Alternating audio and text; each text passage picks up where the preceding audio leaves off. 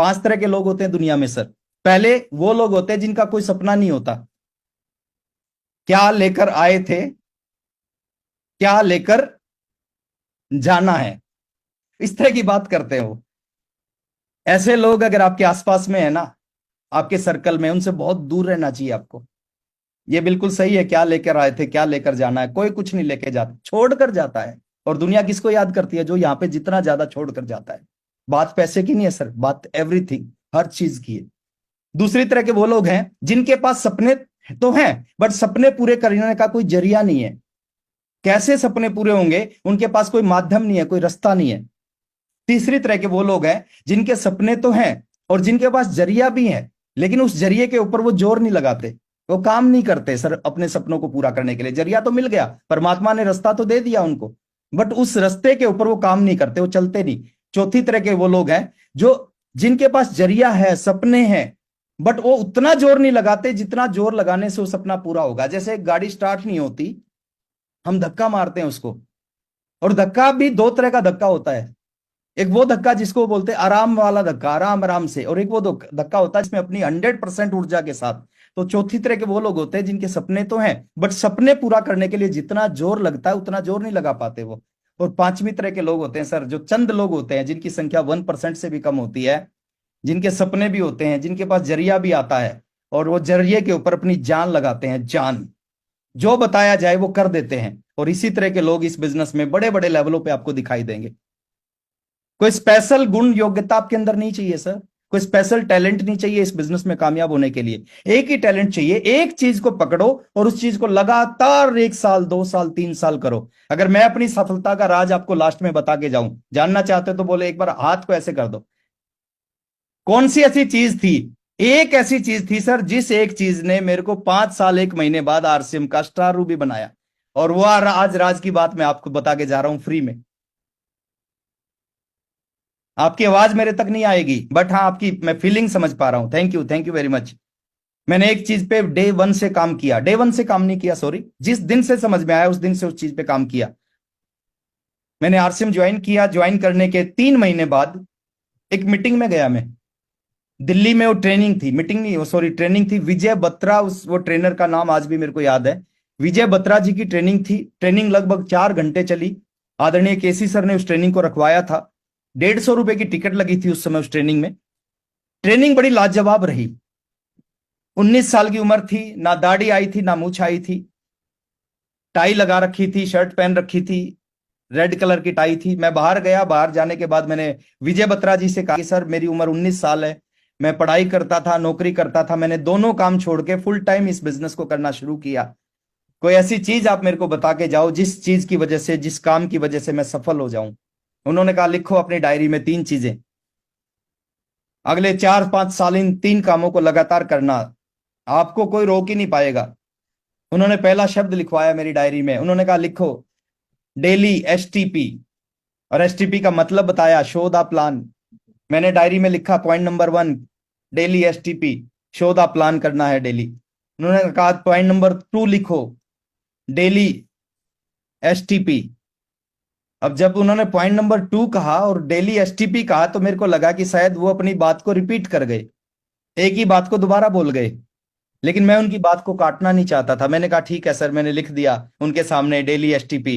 उन्होंने कहा point number 3 लिखो डेली एसटीपी, डेली एसटीपी। और जैसे ही उन्होंने पॉइंट नंबर 3 और डेली एसटीपी बताया, मेरी समझ में आ गया कि सर बोलना क्या चाहते हैं। और उसी दिन से, इस बात को समझ के उसी दिन से 5 साल तक कोई ऐसा दिन नहीं था जिस दिन मैंने एसटीपी ना किया हो, 4 लोगों को 5 लोगों को प्लान ना दिखाया हो। और इस एक काम ने सर, इस एक काम ने रॉयल्टी अचीवर बनाया 30 महीने बाद। 30 महीने में 33वें महीने टेक्निकल बनाया, 36वें महीने 1 लाख की इनकम पे पहुंचाया, 5 साल 1 महीने बाद स्टार रूबी बनाया इस एक काम ने। और आज मैं देखता हूं लोग 10-10 साल है इस एक काम को नहीं करते, और करते हैं तो इतना कम करते हैं, इतना कम करते हैं जिसकी वजह से परिणाम आ ही नहीं सकते।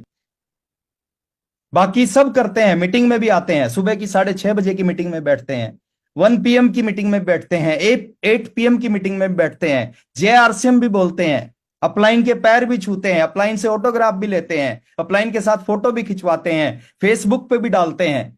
लेकिन जिसकी वजह से स्टार रूबी बनेंगे उस काम को नहीं करते, बाकी सारे काम करते हैं। उन चीजों से सर स्टार रूबी, वो काम जरूरी है सर, वो अपनी जगह अलग है।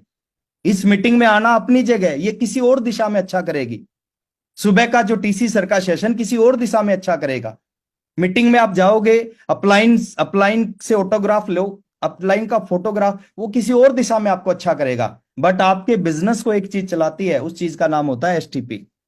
तो आज के बाद नियम बनाओ सर, अगला 1 साल, 1 साल का पीरियड बहुत बड़ा पीरियड होता है सर, जीवन को बदला जा सकता है 1 साल में। 90 दिन में चमत्कार होना स्टार्ट हो जाएगा। अगर आपने डेली 2 लोगों को, 3 लोगों को आरसीएम का प्लान बताना है सर, आपने 2-3 लोगों को ज्वाइन नहीं करवाना। ज्वाइन करवाना आपका काम नहीं है, प्लान बताना आपका काम है। और इस काम को अगर आपने लगातार कर लिया, ये एक काम है सर। अगर 2 प्रोडक्ट से 5 साल में मेरे को स्टार रूबी बना सकता है ना, तो आज तो 600 प्रोडक्ट हैं, आज तो आपकी जिंदगी में कमाल कर सकता है। एक छोटी सी बात याद आती है, उस बात के साथ मैं अपनी बात को खत्म करूंगा। एक व्यक्ति था, वो मार्केट से एक तोता लेके आया, बोलने वाला तोता। अपने घर में उस पिंजरे में उस तोते को रख दिया। 1 दिन 2 दिन हो गया, वो तोता नहीं बोला। अब जब तोता नहीं बोला तो वो व्यक्ति दुकानदार के पास गया। दुकानदार के पास जाके उसने शिकायत की कि जो तोता लेके गया था वो तो बोलता ही नहीं। तो दुकानदार बड़ा समझदार था, दुकानदार ने कहा कोई बात नहीं, तू चिंता मत कर, ये सीडी लेके जा। एक छोटी सी सीडी थी, बोले 10 रुपए की सीडी है, सीडी लेके जा, पिंजरे में सीडी को रख दे, तोता इस सीडी पे ऊपर जाएगा, नीचे आएगा, ऊपर जाएगा, नीचे आएगा, फिर बोलेगा, है ना। वो सीडी लेके गया, पिंजरे में रखा, और तोता नहीं बोला। फिर दुकानदार के पास आया 2 दिन बाद कि तोता तो नहीं बोला। बोले कोई बात नहीं, है ना, ये घंटी लेके जा, 10 रुपए की घंटी है, और गले में बांध दे, तोते के गले में बांध दे। वो जब आगे पीछे होगा, घंटी बजेगी टन टन टन, और वो बोलेगा। तो घंटी लेके गया, गले में बांध दिया, 2 दिन हो गए, नहीं बोला, है ना। फिर तीसरी बार गया तो दुकानदार ने तीसरी कोई चीज दे दी, फिर भी नहीं बोला, है ना। वो 10 दिन बाद फिर गया दुकानदार के पास में, और दुकानदार को जाके उसने कहा कि तोता तो मर गया। अब दुकानदार ने पूछा तोता मर गया, कुछ बोला नहीं? बोले बोला, मरने से पहले एक बार बोला। बोले क्या बोला? तो बोले मरने से पहले तोते ने बोला कि आप इतनी सारी चीज लेके आए, घंटी लेके आए, सीडी लेके आए, ये लेके आए, ये लेके आए, थोड़ा सा खाना नहीं ला सकते थे क्या? तो कुछ लोग सब करते हैं सर, जिसकी वजह से स्टार भी बनेंगे उसको नहीं करते, और तोता मरता है। तो मैं नहीं चाहता सर आपकी जिंदगी में कुछ ऐसा हो, आप इस बिजनेस के बहुत बड़े अचीवर बने, आपको आपकी जिंदगी में सारी खुशियां आपकी जिंदगी में आए, सारे सपने आपके पूरे हों।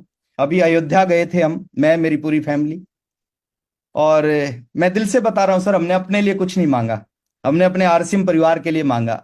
हमने एक चीज मांगी कि जो कर्मठ लोग हैं, जो मेहनती लोग हैं, जो जिंदगी में संघर्ष कर रहे हैं, उनके सारे सपने पूरे हों।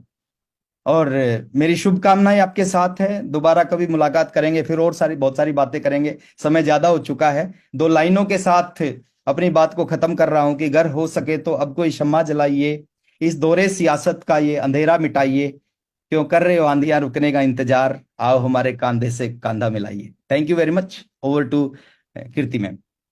Thank you so much sir. और मुझे लगता है